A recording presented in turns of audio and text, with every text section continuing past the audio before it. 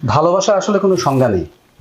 ভালোবাসাকে তুমি যদি সংজ্ঞায়িত করো, আবিধানিক কোনো সংজ্ঞা তুমি ফেলতে পারবে না, আমার মনে হয় না। তবে আমি ছোট্ট একটা মজার জিনিস দিয়ে হয়তো বোঝাতে পারবো ভালোবাসাটা কি। উম, ধরো আমার বাসায় যেটা হয়, ও আমাদের ফ্রিজে ধরো একটা মিষ্টি আছে, ঠিক আছে? সো ওই একটা মিষ্টি যখন আমি ফ্রিজটা খুললাম, খুলে ওই মিষ্টিটা আমি দেখলাম একটা মিষ্টি আছে, আচ্ছা ঠিক আছে, ওইটা আমি রেখে দিলাম।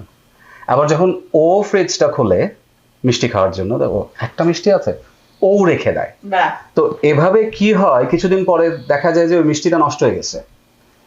তো সিরিয়াসলি কারোই আর খাওয়া হয় না তখন।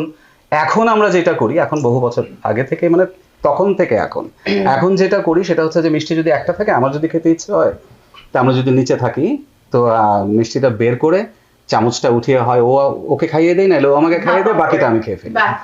আমার মনে হয় এটাই ভালোবাসা। এটা এক ধরনের স্যাক্রিফাইস ভালোবাসার মধ্যে। স্যাক্রিফাইস আমি বলবো না, আসলে কেয়ারিং। Caring, আমার মনে হয় that's true. কেয়ারিং, যে এই মিষ্টিটা আমি শুধু খাবো, ওরও তো খেতে ইচ্ছে করতে পারে, পারে।